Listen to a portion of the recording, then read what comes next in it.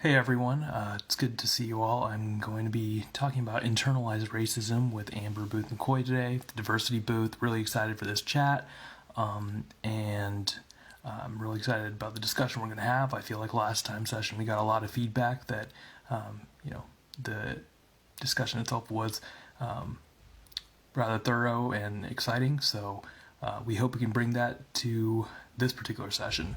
I'm going to go ahead and invite Amber now.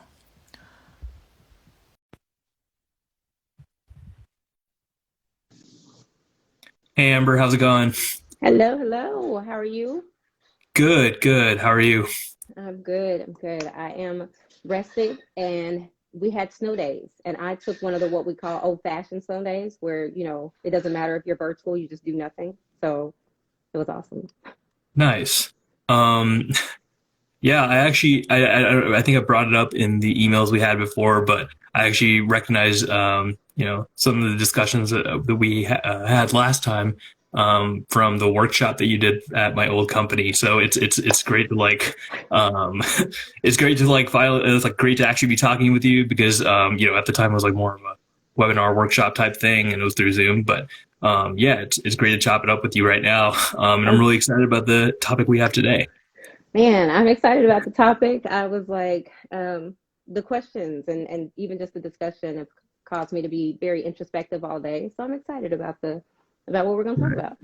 Awesome. Yeah. So I wanted to lead it off with a question, I guess, that we hadn't really brought up before, but to sort of start off our discussion about internalized racism in the workplace, there's this concept of tokenization, which a lot of surprisingly not just for-profit but nonprofit companies um, tend to do, where Hmm. they'll hire you know people for the purpose of like filling a spot or a need, but only if it's for like stuff that's related to like diversity, equity, inclusion. Hmm. So It's I performative. guess yeah, yeah, it's very and I guess the first question we had around that is like how do you sort of not necessarily like what would be like sort of the boundary line between tokenization um and And targeting, maybe, like the yeah, intentionality yeah, of it. yeah. So, the sorry.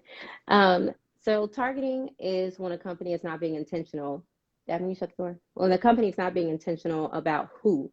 Like there's one thing to want a certain demographic or a certain identity, and anyone will do. So they go, oh, we need a black woman in this role, and then they pick any woman, any black woman whatsoever to get in this role versus targeting where they are specific and they're being intentional and looking for that position the same way they would any other position.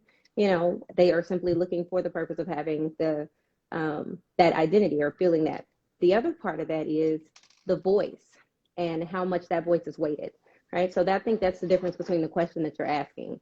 If I want a black person and a black woman in this role, and I'm bringing her in, of course, it needs to be more than just your HR and your diversity people role, your person's role. But am I bringing them in and giving them authority at the same time? So that would also be the difference. If there is, when you have equity, in addition to that inclusion that they're trying to make. So, because again, diversity is just representation, inclusivity is the feeling that you get, and then, equity is making sure that equal access and resources and knowledge is available. So, once you bring that identity in, are you being equitable? Right. And I guess I know that was like a little bit of a recap of what we talked about last time. So I just wanted to like preface it because I feel like it's going to be important to the discussion we're having now, which is specifically about internalized racism. And I felt like, I was thinking about this topic over the weekend more specifically. And given that it also applies to um, uh, people of South Asian descent in the workplace, especially Absolutely. as far as like H-1B visas are concerned and things like that. Where I've met like people who are in H-1Bs that are South Asian that feel like they have to like earn their spot, Yeah. and so like that form of like that's like one form of internalized racism. And I guess like each form is a little bit different. But what would it mean for like I guess different people of color, specifically like black or Latino or like other groups, I guess. So the thing is, all. Black, Indigenous, and people of color all experience internalized racism and have to confront or reckon with internalized racism. And that is simply because, regardless of that identity, if you are a person of color, then you operate in a predominantly white society for the most part, and or it is about white supremacy. A lot of people think about white supremacy, or they think about the white supremacist as the person holding the Confederate flag and, yelling out the racial epithets and being angry. But that's not what white supremacy is. White supremacy is the idea that upholds whiteness and the things that are ascribed to whiteness, such as professionalism and articulation and all of these other things that are considered to be white, that then Black, Indigenous, or people of color internalize that as to what is good, what is professional, what is white, and what is right, and then have to unlearn those things going forward. So it's kind of how the number one beauty product in many South Asian as well as North African countries is the bleaching cream, right? That is internalized racism. Right. Right, making sure that you're lighter, because the closer we are to being white, the more accepted you are. Even if you were to consider our criminal justice system, we know for a fact that skin tone, not just your race, skin tone plays a part in how harsh you are judged. And that the sentence can be often 3 to 10 times more harsh if the darker you are for the same crime. So Right. that is Just that internalized racism, that white is good, Black is bad. And so when I say Black, I mean all persons of color. So that working harder that you're saying, like that, got to work hard to prove a spot, that is internalized racism. That we think that each person of color often thinks that they're the representative for their race or representative for their identity, and they can't let that identity down. So they have to go above and beyond, instead of thinking, hey, why isn't my voice heard equitably? Because I'm here, because I'm at this table, and you should not have to work twice as hard to get the same result. and I know like working is like one example of how it's distributed or demonstrated in the workplace. Would you happen to have like another example that would sort of come to mind that is predominant? Like one I could think of is like not necessarily working hard for like a promotion, but perhaps like I want to call it kissing up, but like or Mm-hmm. like like that's the only other one I could think of at the moment. But are there other ideas that like are similar or demonstrate internalized racism in the workplace? Internalized racism, one, shows up in ways that we're not in thinking about. And then we have to remember that on the flip side of internalized racism is internalized dominance, right? So one cannot be true without the other. If internalized racism is the internalized ideology of oppression, right, that may be conscious or unconscious, on the flip side, there is what's called internalized dominance, where again can be internalized, whether implicit or consciously, that has to be dealt with. Now, ways that this shows up in Black, Indigenous, and people of color in workspaces and not in workspaces are things such as whether we want to wear locks, or the natural hair journey often of the Black woman. Very often, Black women do what's called this natural hair, and they'll have to have this whole come to themselves meeting, right, in order to be comfortable with that. I talk about an experience a few years ago where I was going to wear faux locks. Again, these are Right. locks that are, not the full commitment, but locks in and of themselves mean something in the Black diaspora, right?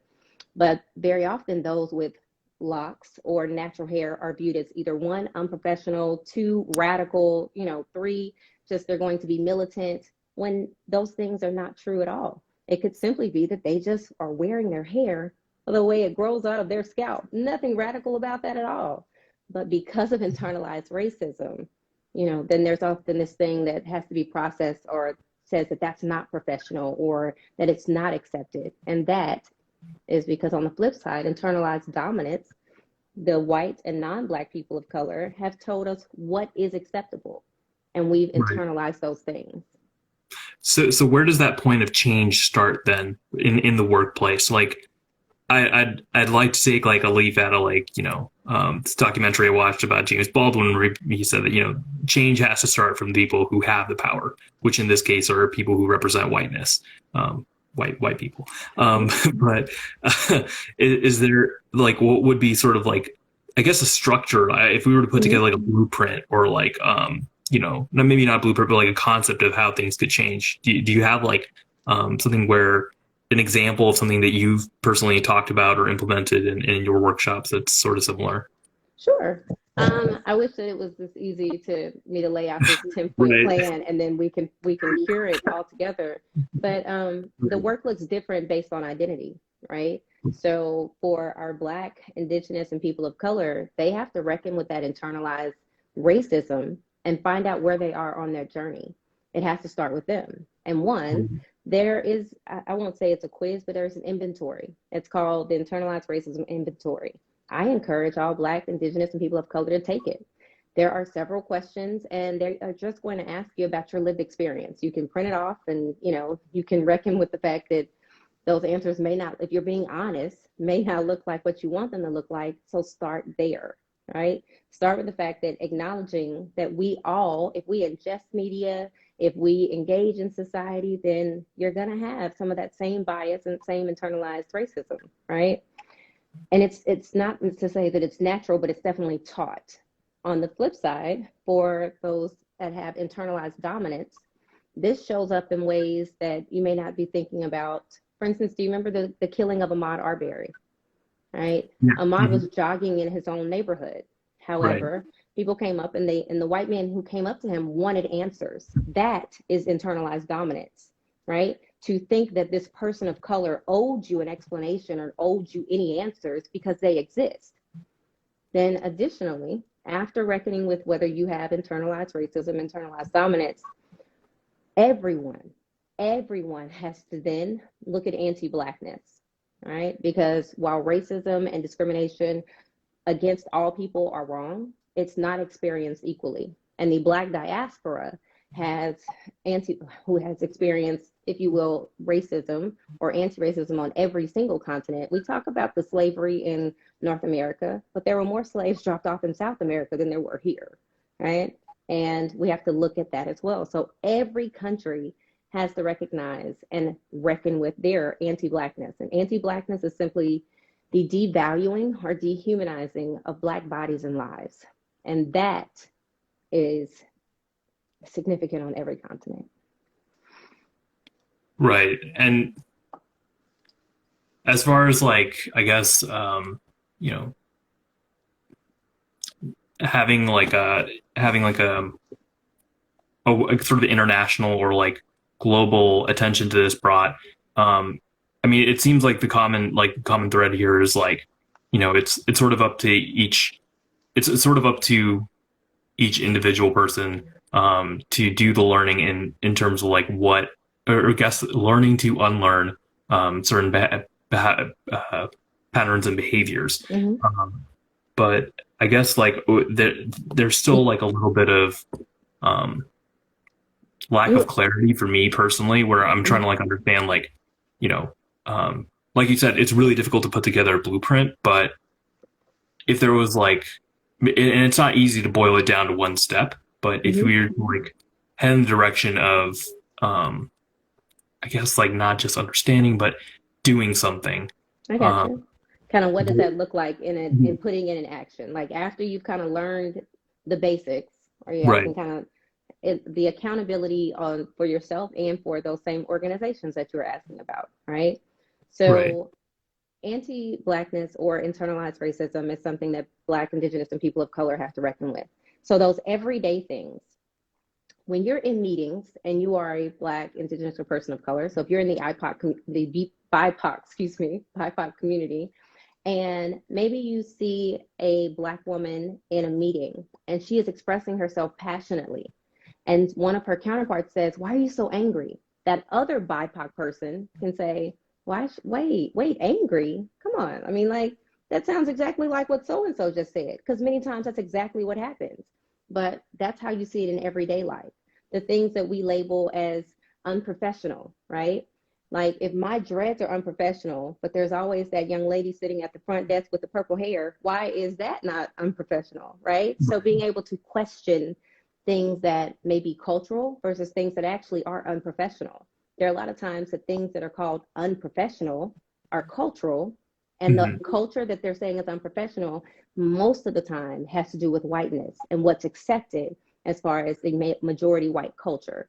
So questioning and making sure that you speak up against those things, not letting the Black person in the team always be labeled as the one that's angry, amplifying those voices if you are the person that, and questioning what you see, right? When we talk about internalized racism, if okay, so right now in America, Black women are 3 to 4 times more likely to die from maternal related complications than their white counterparts. If white women were dying at that rate, then the world would stop. People would go, wait a minute, whoa, why are white women dying like this? But the dehumanization, which is anti Blackness, of Black lives and bodies, that's something that we've perpetuated throughout time. So if you see something such as that type of narrative, and you know for a fact it would be different if that person was white, speak up, say something, and Right. call it out.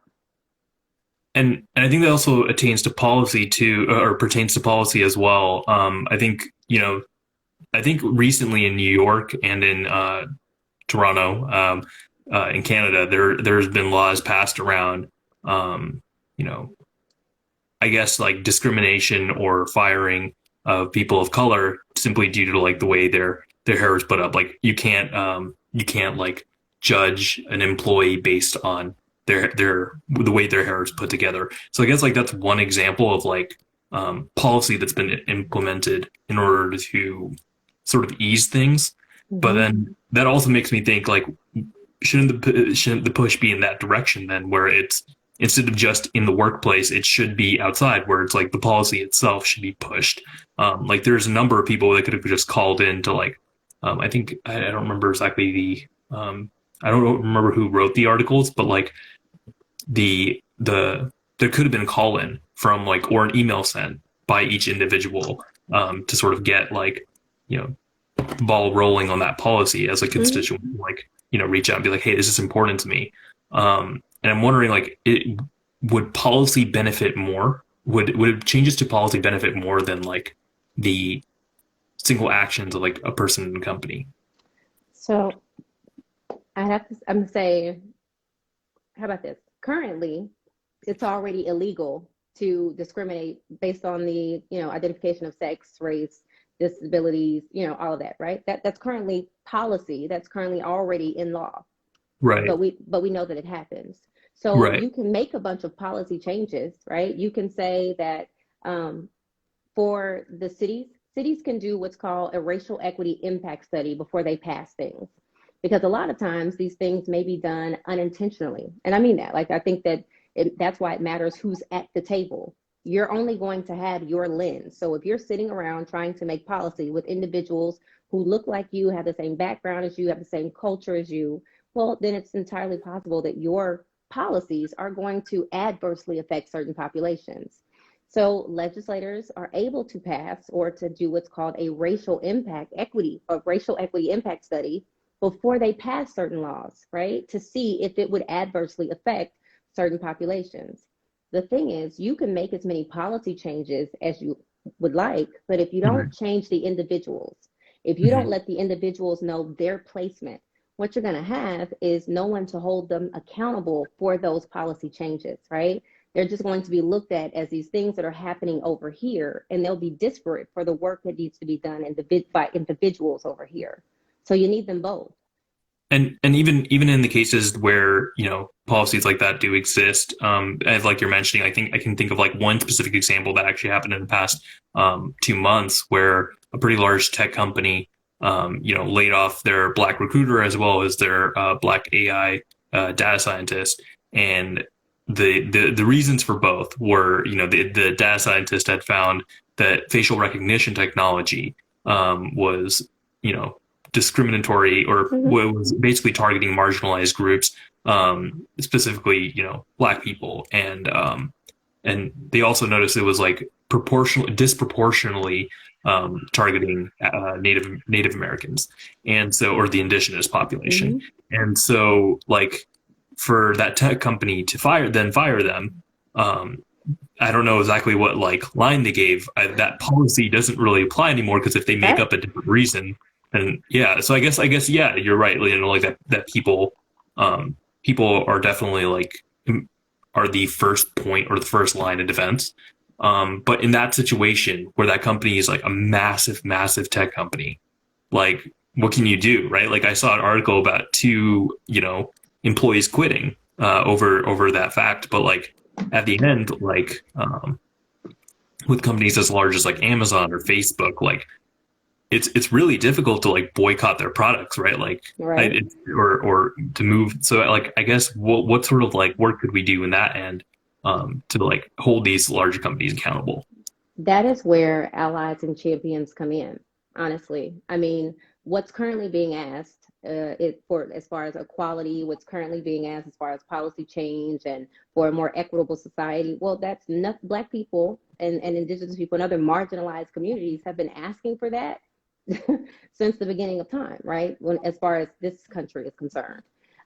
So that's nothing new. However, you have to take into account that every single, if you will, movement that has happened, everything that has been changed, it will always take the majority to assist the minority in doing so. That doesn't take the power away from, the Black or Indigenous or, again, those marginalized populations. It's simply acknowledging that it wasn't until those white clergymen came to march with Martin Luther King that did the nation take notice. That's just honest. And Susan B. Anthony would still be standing outside on those steps if there wasn't a man somewhere in that room saying, "Hey, maybe we should hear him out so that the ladies can vote." Like it Right. will always take the majority to assist. So this is where those allies come in. This is where that person that maybe there's a Black male or a white woman or a South Asian male or female that's in that room, and that that person got fired. You go, "Hey, you know what? I just want to talk about this," and you bring it up. They may be gone, but you're not.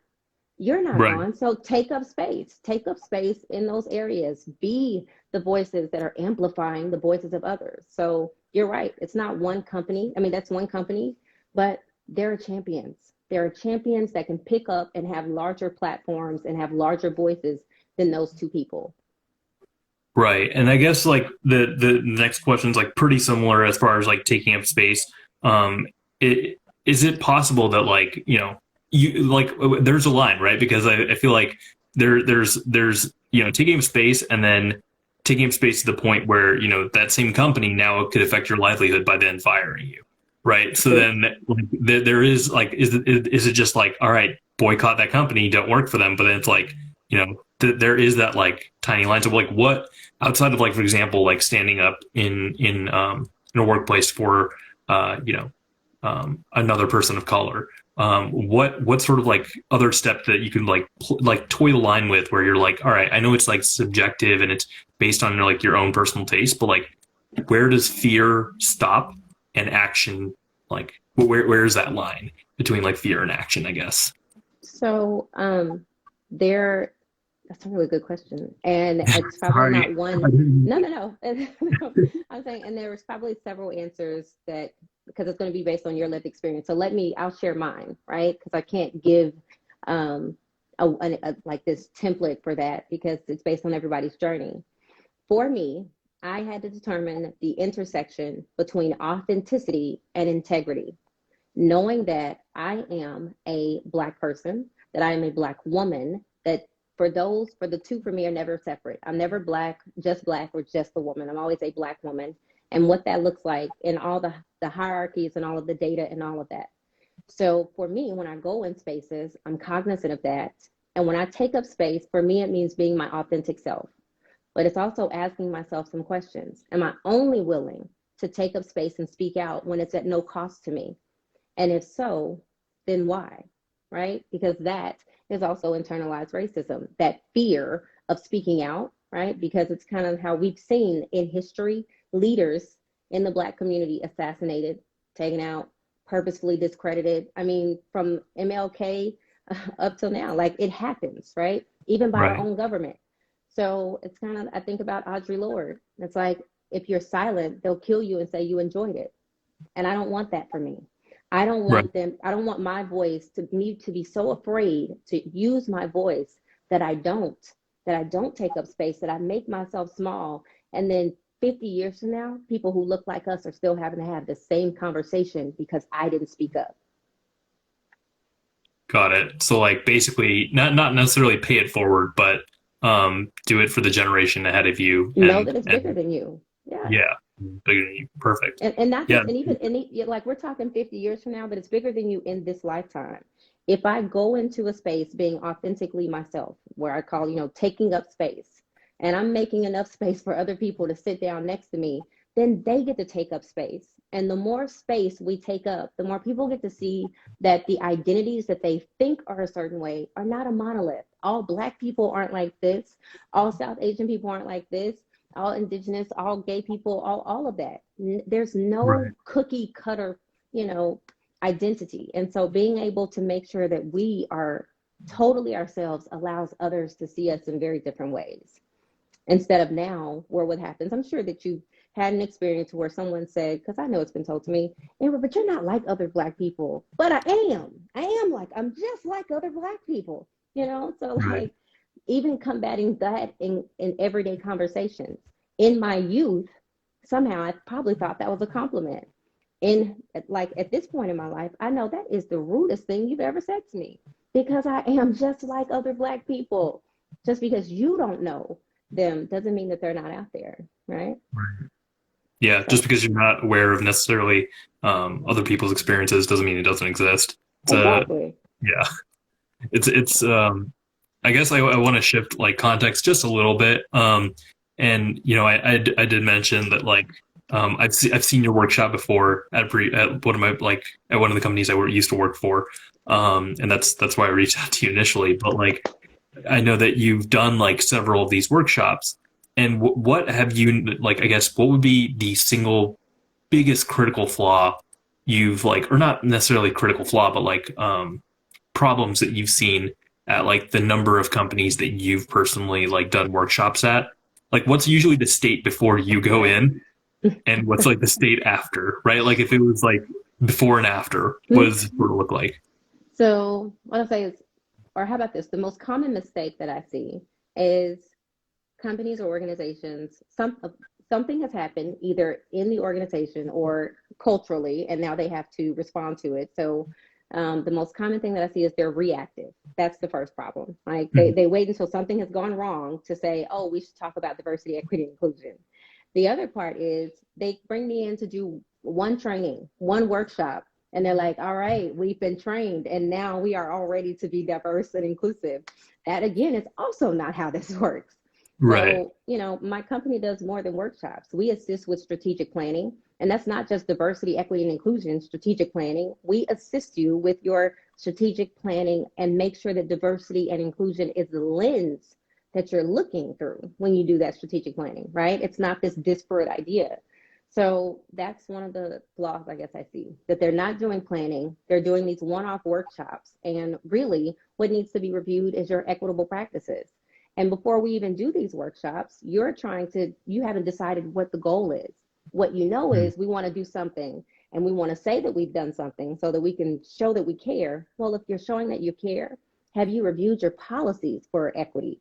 Have you talked to the people that are currently there? Have you done a cultural assessment to even know how your, marginalized populations in the company feel before you do this whole, diversity, equity, inclusion workshop? And a lot of times what happens is the emotional learning that takes place during those workshops is placed heavily on the people of color or other marginalized populations. Oftentimes, or maybe they haven't felt comfortable enough to bring their whole self to work. But now I've created this environment where they are comfortable to do this in this workshop, but then I leave. So, making sure that that continues.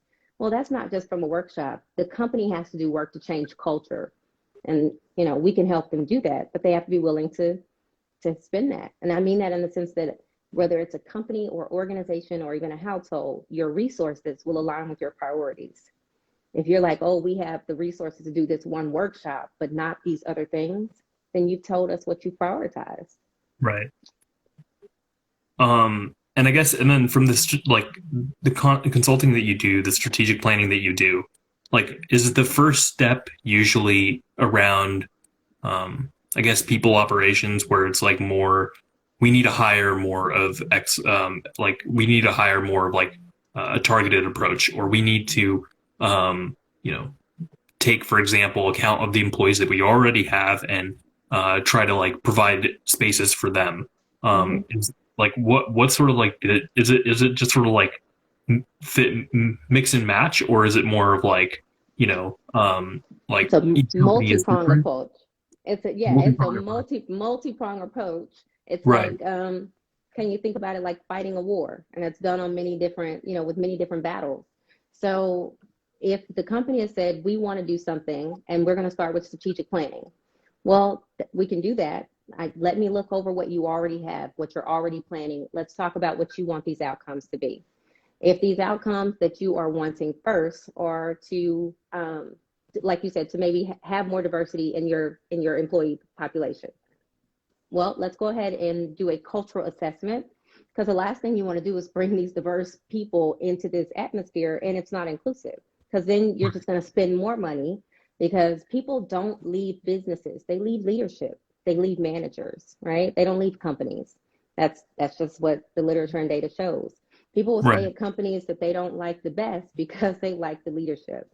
So we work with leadership in addition to reviewing policies, in addition to making that strategic plan. But for me, for a company that I'm going to work with, we're not even going to start touching planning until we have some listening sessions. We need to hear from the people that you already have here. Because if you go out making this strategic plan and you haven't brought them into it, they need to feel Right. like they're a part of this plan. They need to feel that what they've said has informed this plan. That's how you get buy-in. So if Right. you are just going to release this plan and then they go, oh, wait, this is a new plan. Well, who came up with this stuff? Now, that's what you don't want. You want people to go, oh, that was my idea, or feel like, yeah, I told them that. That's how you get buy-in. That's what intentional inclusivity looks like. Got it. I guess I want to bring this like discussion full circle, and start off with the example that sort of I gave at the beginning, where you know as a South Asian who's currently working on a visa for a tech company, I have this like maybe from like company to company, I have this feeling of like, oh, like I don't know if I'm like as valuable, or if like I can easily be replaced, or like I'm constantly worried about like if they feel like it costs too much to keep me, then like they'll get rid of me. There is this anxiety that exists, right? Mm-hmm. And from an individual who's like sort of feels like there is that barrier, or like for example, I don't know if it would be like sort of the same sort of level of um, uh, anxiety producing like fear, but like if you were the first person of color Mm-hmm. in like an otherwise entirely white environment, I'm sure there's like a similar anxiety that exists there. So Um, imposter mhm. syndrome. Sorry. Are you familiar with imposter syndrome? Right, like kind of like imposter syndrome, but instead of Mm-hmm. just being like a junior level employee, like more of just like, in general, you're like the first Mm-hmm. person of color and you walk in and you're everybody is white. Like it's you look around, you're just like there's not one person that is, I feel like can relate to me culturally, or like, I feel like I have to prove that worth. Like so how as like an individual who's potentially in that state, like what are sort of the actions or the steps that we take to like could take to like curb that anxiety, or perhaps like is it right to feel that? And I know that's internalized, like it is a little bit of internalized racism, but like Mm-hmm. is it still okay? Like what's sort of like the, I guess not like the rubric or plan, but like Okay. what's like How do this? you how do you mitigate that as much as possible while being Right. realistic? Okay. Right. Um, so one, being realistic is the first part, acknowledging that we know for a fact that the things that we're going to deal with that come with internalized racism, as well as those micro inequities and microaggressions that we experience in the workplace because of, our race and our identity. So acknowledging that you're going to experience that. But two, I think it's also important if you're going to be strategic about it, right? If you're going to acknowledge it at the same time, process what you can, find your champions, right? Someone brought you in. So that Right. means that someone gave you a chance. And that means that you're going to have to almost sound like make those partnerships or find those allies that can go to bat for you in rooms that you're not going to be invited. right? Or even in rooms that you may be invited, but you don't feel your voice is equitable. But you know that this person's voice is heard, right? Because of their, sometimes it is because of their identity. So have those honest conversations. If there's someone that you know, maybe there is a white male, a white female, or even, well, since you said that everybody is predominantly white, then specifically, you're going to need to find that one champion. The thing is, there are these things that humanize us, right? In many families now, they're biracial, multiracial, there are these multi-ethnic makeup, you know what I mean? Like as far as culturally. So there's a heart that you can break. I always say focus on the movable middle. Like there are people on outliers on every issue, you name it, right? I can't move those often. But if I focus on the movable middle, somebody in your office is just about on being the fence of deciding whether Black Lives Matter or whether that's too political, right? Like that's the middle. Find that person. If you can shift them, they have five other people that think just like them that they can shift. People that you couldn't reach, but they can. Find that person that can be a champion for equity and equality with you, right? That knows how to center the voices that need to be centered. And then if they don't, you help them with that. Sometimes that means finding, like being strategic about finding an ally. The other part is finding what that intersection is for you, that intersection of authenticity, of your complete self, your whole self, authenticity, and then the integrity of you knowing that you're not going to make this part small. This part of yourself is not going to be made small. Why? Because there's inevitably going to be a South Asian person hired after you. And do you want them to feel how you feel? Right. The more space you take up, even if you get kicked out, again, because we have to be willing to determine how far we're willing to go for that, right? Hopefully, it's not 50 years from after you leave, but if you're gone and the next South Asian person has to come in and still make themselves small, then we didn't take up enough space. If the Black woman who has my role after me still has to make herself this small, I didn't stretch it out enough for her. I was not fully myself enough to the point to where she was able to get in and start from where I am. You see what I'm saying? Kind of think of it like an actual literal space. The more you stretch it out, the more the person that comes after you gets to start here versus starting right in here, taking up space. Okay.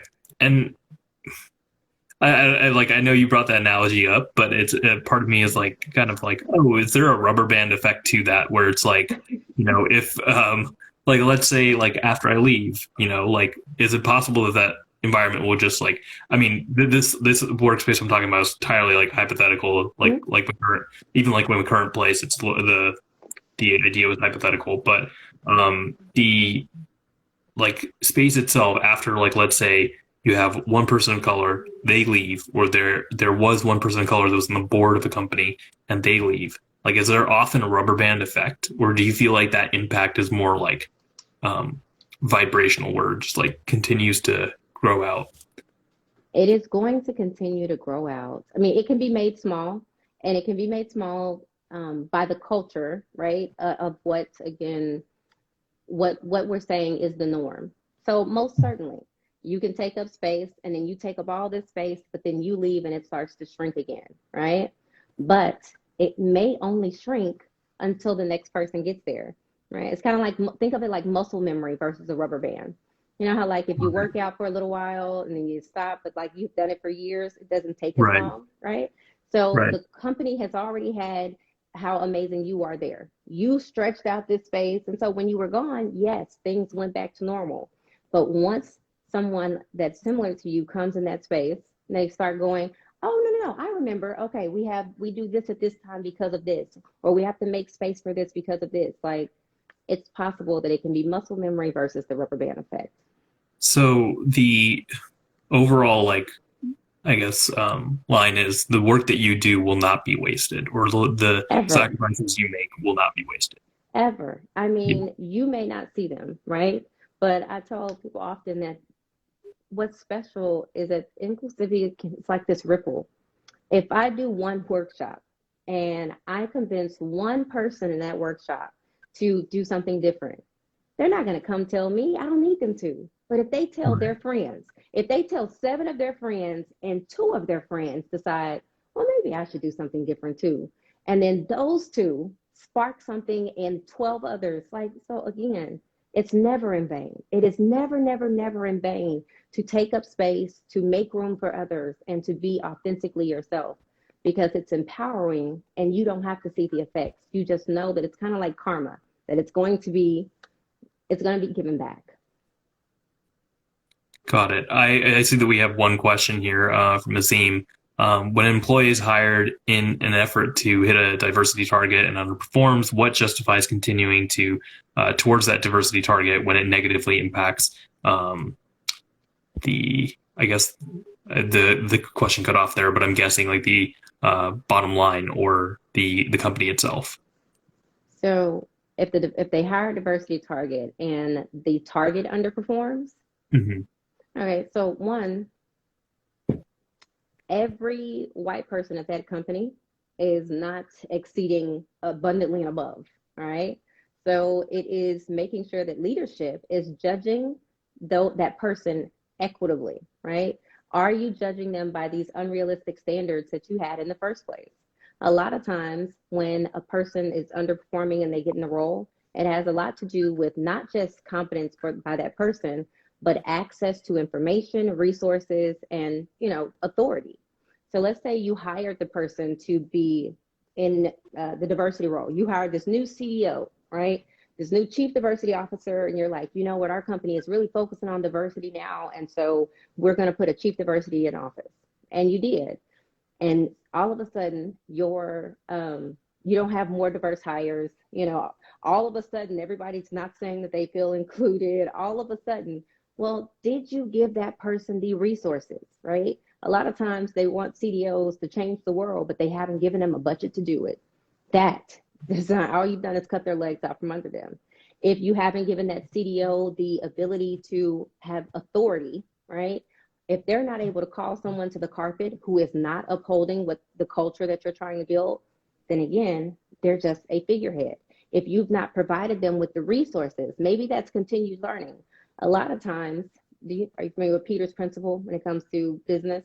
People are promoted to their level of incompetence, right? So just because someone is black, brown, or another person of color does not mean that they are a diversity specialist. That's not how this works. So when it comes to targeting versus tokenism, make sure that you are hiring the qualifications that you're looking for. And in the event that you feel that that person is underperforming, make sure that you gave them the resources necessary to achieve the objectives and goals that you've asked of them. Because if you have not, then you can't say that they've underperformed. What you can say is that you didn't equip them with the right tools. Got it. Okay. I think that makes sense. I hope that clears it up for Azim as well. Um, Outside of that, I don't like. If anyone has any questions in the Q&A, feel free to pop them in. I guess I just wanted to, I guess, give you the chance to like potentially like address anything that we didn't cover. And if there isn't, um, Let's see. Um, I will, okay, how about this? With internalized racism, um, that there's an unpacking that has to be done by all Black, Indigenous, and people of color. We all have to recognize and realize the fact that we've been brought into this situation, and I mean our current cultural landscape. And with that comes the ideals and the ideas of what's good, what is best, and that plays account into those uh, politics, right? Those respectability politics, like you should do, this and that. You should wear this to be accepted. You should pull up your pants. If I wore my pants hanging off my behind, there's no reason that the police would still have to shoot an unarmed person. You see what I'm saying? So that doesn't matter. There are things that we have to unpack in order to be willing to take space. There are things that we haven't realized that we've internalized that are internalized racism. When people of color say things like, that's why I don't shop with this identity, or that's why I don't buy from this identity, that is internalized racism. That you've decided that this person's racial identity is why they have bad business. I know lots of bad white businesses, right? Right? Internalized racism comes from when we say things like black on black crime. If you've never said the words white on white crime, 80% of white people are killed by white people, right? Until you, if you've never said the words white on white crime, or Latin on Latin crime, or Hispanic on Hispanic crime, right? Or Pakistani on Pakistani crime, if you've never used those words, and the only times they've come out of your mouth is black on black crime, you need to reckon with anti blackness. Everyone has to reckon with anti blackness, right? So, for that roadmap that you're talking about, know that the journey looks different for everybody, and that it doesn't mean that when you take 3 steps forward that you won't realize some days you've taken 1 step back, but that it's a continual process. So remember to give yourself grace. Remember to allow grace to unpack the things that you have learned over your entire lifetime. It's not going to be easy, but it can be done as long as we're willing to keep doing it. As long as we're willing to keep showing up, then we can. Awesome. Yeah, I think everyone has their part to play, definitely. Um, we have one more question. This is from Alia. She's one of our friends.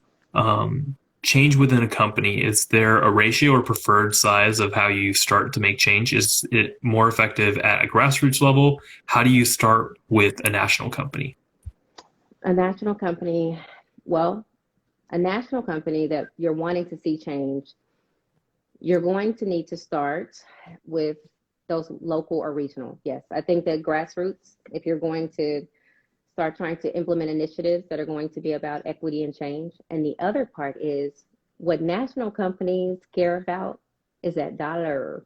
They care about the moolah. So if the change that you want, if you're able to connect it to market and profitability, then you have a better chance of getting that CEO's eye. If I give you an example, a few years ago, there was a show that came on. It was on VH1, and it was called Sorority Sisters or something, right? And it was going to follow people in Black Greek letter organizations or young ladies. So we have what's called the Divine Nine, and this is all of our Black Greek letter organizations. So this was just going to be the sororities. Well, you know what what our, like, we were not here for that. We were like, no, no, no, no, no. These women will not get on TV and represent all of us in this way because it was going to be a reality show, and we didn't like it. So we came up with a plan. And that plan told everyone in the Black Greek organizations nationally to hit the advertisers. So all the people that advertised during that show, we tweeted them and said, we will no longer buy products. We will no longer shop with you. We will no longer eat with you. And then those ads started getting pulled. Those advertisers did not want to be brought into whatever drama was being, created by this show. Okay, that show was off before the end of the season. All right. Why? Because without ads, then shows don't make money. There you Right. go. So Vote with your we, dollar. Yep. that's it. So we attacked the advertisers. The show maybe made it 5 episodes. Okay. I had never seen this in my life. Like, I was so excited by the fact that we got this show taken off. And then I thought, if we can organize, and by we, I mean the populations at large, and do the exact same things, you can move the needle. I've never met the CEO of whoever VH1 was, but I was a part of that movement because we hit those organizers. So with a national company, I say do just that. Look at how you can affect their bottom dollar. Look at how you can advance, make it either profitable or make them lose money, but let them know that your initiative is tied to their profit. And then do that. Organize, make it a campaign, and find as many people as you can that believe in that cause. Social media has a lot more power than we think. So utilize it. Leverage those networks. Yeah, definitely. I mean, I think with any company that's holding values nowadays that is usually often against what most people's beliefs are, like those companies immediately face some sort of uh, They do. backlash. Especially, I think even when it came to like last May, there were quite a few companies that were not removing their ads or did remove their ads from Instagram due to the way their the policies were sort of set behind not like taking down hate messages and whatnot. So Mm-hmm. um, it and immediately those kind of like immediately all those like platforms changed the way they reacted. So That's it. We hold the definitely, power. We yep, do. And a capitalistic society has lied to us and told us basically that the dollar holds the power. But you know what that means? If the dollar is what's powerful, then the consumer is twice as powerful because we determine what we're going to buy. Leverage that. right. Um, awesome. I think that like wraps up most of um wraps up most of the questions I had around this discussion. If your companies haven't, if this is to everyone who's watching, if your companies haven't, put together a workshop or a strategical planning around diversity, equity, inclusion, Diversity Booth is a great resource to reach out to. You can And follow us on Instagram, Facebook, and our YouTube channel. We put videos on our YouTube channel all the time that we call tickets to inclusivity. So individuals looking for those everyday things, as well as kind of even those larger initiatives, you can find on our YouTube channel as well. So subscribe. awesome. Yep. We'll make sure we do that. And I guess next week we're going to be having a slightly different discussion that Azim's going to be leading around, the history and reparations and things like that. And I'm excited to view that talk. But it was great talking with you today. Thank you And so really much for appreciate having me. I it. look Yep. forward to part 3. Awesome. Sounds good. Talk to you Bye. later.